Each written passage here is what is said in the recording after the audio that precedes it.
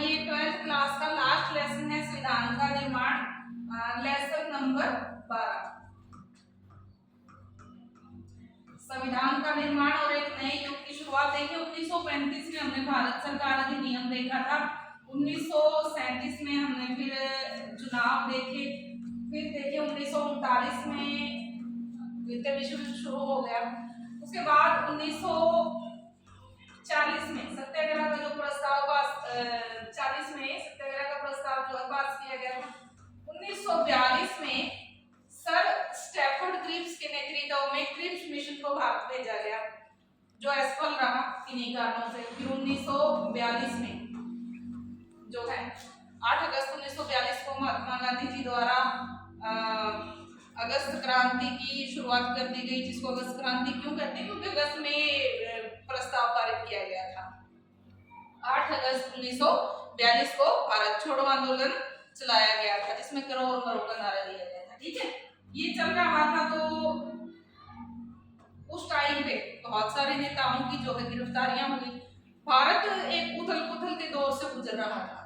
उसके बाद ये चलता रहा, 3-4 साल तक ऐसा ही चलता रहा, काफी जो है खून खराबा हुआ। और उसके बाद 1946 में कैबिनेट मिशन जो है भारत में आया। कैबिनेट मिशन संविधान के लिए था बेसिकली, वैसे तो कि ये पता था कि सत्ता का हस्तांतरण होगा, सत्ता सौंपी जाएगी, और उसके लिए जो है एक संविधान का निर्माण करना बहुत जरूरी था। तो कैबिनेट मिशन की सिफारिशों से और भारत के उस टाइम के माहौल को देखते हुए संविधान सभा के निर्माण के लिए उसके सदस्यों का चुनाव होना था। तो उसके सदस्यों का चुनाव अप्रत्यक्ष रूप से किया गया था। सदस्य जो है अप्रत्यक्ष रूप से चुने गए थे। और ये अप्रत्यक्ष का मतलब क्या होता है? एक तो प्रत्यक्ष चुनाव होता है जिसमें लोग वोट देते हैं और अपना प्रतिनिधि चुन लेते हैं। जिसको लोग वोट देकर के प्रतिनिधि चुन रहे हैं, वो प्रतिनिधि जब आपके लिए और सदस्यों का चुनाव करे, तो इस चुनाव को जो इस प्रक्रिया को हम क्या कहेंगे? अप्रत्यक्ष चुनाव प्रक्रिया कहेंगे। जैसे कि आम जनता ने जो है लोगों ने वोट दिए अपने प्रतिनिधि को, जैसे हमने एमएलए को दिए हैं मान लिया, फिर हमारे जो एमएलए हैं हमारे लिए जो है हमारे प्रतिनिधि चुनेंगे। तो यहाँ तक जो ये प्रक्रिया है, लोगों का सीधा संबंध नहीं है इनसे, अप्रत्यक्ष रूप से जो है ये प्रतिनिधि चुने गए हैं। ऐसे ही संविधान सभा के जो प्रतिनिधि थे, वो सदस्य थे, वो अप्रत्यक्ष रूप से चुने गए थे। इनका जो अस्थायी अध्यक्ष था, वो किनको चुना गया था? सच्चिदानंद सिन्हा को जो है अस्थायी अध्यक्ष चुना गया था।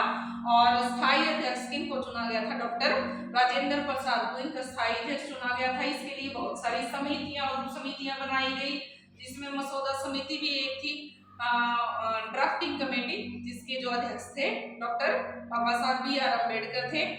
और जो है कई सारी और जो है कमेटियां समितियां बनाई गई, जिसमें हम बात कर सकते हैं केंद्रीय समिति की, प्रांतीय समिति की, ठीक है, और मूल अधिकारों के संबंधित एक समिति थी उसकी, मसौदा समिति की, ऐसी कई सारी समितियां बनाई गई थी, उप समितियां बनाई गई थी। 11 सत्र हुए थे इसके टोटल, और कई सारे जो है इसके सेशन चले थे, कई दिनों तक ये चला था। संविधान सभा का जो है जो गठन था वो कब कर लिया गया था? 9 दिसंबर 1946। और आगे कहाँ तक संविधान जो बन करके तैयार हुआ था? 26 नवंबर 1949। ये जो टाइम पीरियड है, इसमें हमें कितना टाइम लगा? संविधान बनने में कितना टाइम लगा? 2 साल 11 महीने और 18 दिन। 2 साल 11 माह या महीने और 18 दिन, इतना टाइम पीरियड लगा था। 26 नवंबर को हमारा संविधान बन करके तैयार हो गया था। 26 नवंबर को संविधान बन करके तैयार हो गया है, लेकिन उसको लागू नहीं किया उसी दिन। क्यों लागू नहीं किया? क्योंकि तो उस पर हस्ताक्षर नहीं हुए थे। हस्ताक्षर फिर दिसंबर में हुए, काफी सारी बहसबाजियां हुई और वो दौर चला, उसमें दिसंबर में जो है उस पे हस्ताक्षर हो गए और हस्ताक्षर होने के बाद फिर क्या समस्या रह गई। फिर देखिए एक इसके पीछे ये है कि जो लाहौर अधिवेशन हुआ था उसमें स्वराज्य का जो प्रस्ताव पारित किया गया था, जो 1930 में हुआ था ना लाहौर में अधिवेशन, तो उसमें पंडित जवाहरलाल नेहरू जी ने स्वराज्य का प्रस्ताव पारित किया था, जिसमें ये था कि हर साल हम 26 नवंबर को गणतंत्र दिवस मनाएंगे, स्वतंत्रता दिवस मनाएंगे, अपना स्वराज दिवस मनाएंगे। तब से लेकर के उस दिन को जो है शुभ मान लिया गया और अभी संविधान 26 नवंबर को बनकर के तैयार हो गया है। फिर जो है दिसंबर में सभी सदस्यों के जो मेन जो प्रतिनिधि थे उनके साइन भी हो चुके हैं, लेकिन लागू करने के लिए फिर भी 26 जनवरी का दिन ही चुना गया और हमारा जो संविधान है वो 26 जनवरी 1950 को जो है लागू किया गया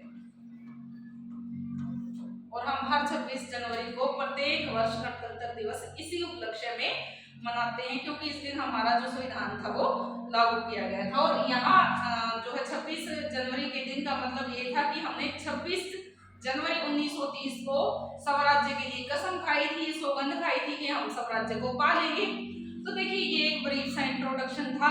इसमें मेरा मतलब ये था कि आप ये जान लें कि संविधान निर्माण से पहले कितना थोड़ा उथल पुथल का दौर चला था, क्या जो महत्वपूर्ण घटनाएं घटित हुई थी।